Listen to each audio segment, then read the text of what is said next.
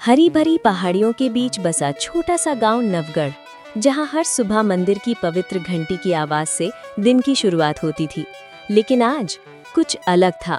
घंटी गायब थी और उसके साथ ही पूरे गांव की शांति भी। आरोही और कबीर, दो बचपन के दोस्त, हमेशा की तरह अपने प्यारे डॉग शैडो के साथ गांव की गलियों में घूम रहे थे जब उन्होंने लोगों की घबराई हुई आवाजें सुनी। गांव के लोग मंदिर के बाहर इकट्ठे थे, टूटी हुई रस्सी और खाली जगह जहां घंटी हुआ करती थी। आरोही की आंखों में चिंता थी और कबीर के दिमाग में सवाल। कबीर ने आगे बढ़कर कहा, ये किसी साधारण चोर का काम नहीं लगता।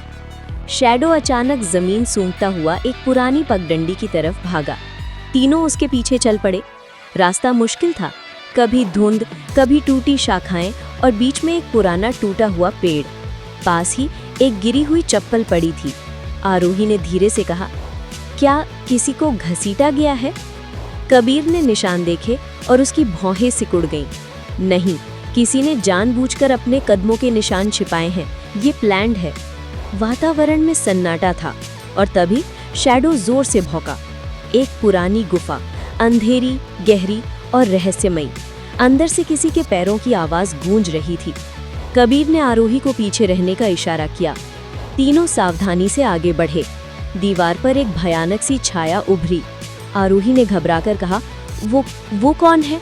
और जैसे ही वे आगे पहुंचे, एक बुजुर्ग आदमी घबराकर भागने लगा। उसकी थैली से वही चमकती हुई मंदिर की घंटी झलक रही थी। कबीर ने उसे रोक लिया और आवाज गूंजी, आपने घंटी क्यों चुराई? बुजुर्ग के चेहरे पर शर्म और आंखों में आंसू थे। वो बोला, मेरी पोती बहुत बीमार है, मैं इलाज के पैसे नहीं जुटा पाया। मुझे लगा घंटी बेचकर उसे बचा पाऊंगा। आरोही की आंखें भर आईं। शैडो चुपचाप बूढ़े आदमी के पास बैठ गया, जैसे कह रहा हो, हम मदद करेंगे। तीनों उसे गांव वापस लेकर आए। पहले तो लोग गुस्सा हुए, लेकिन जब उन्होंने बच्ची को देखा, उनके दिल पिघल गए। कुछ ही मिनटों में सभी ने पैसे इकट्ठा कर दिए। इलाज हुआ और छोटी सी बच्ची फिर मुस्कुरा उठी।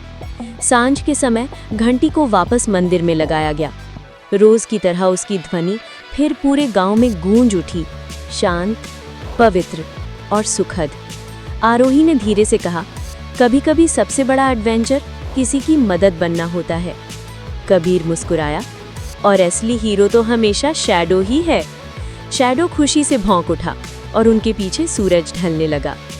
नवगढ़ में फिर शांति लौट आई।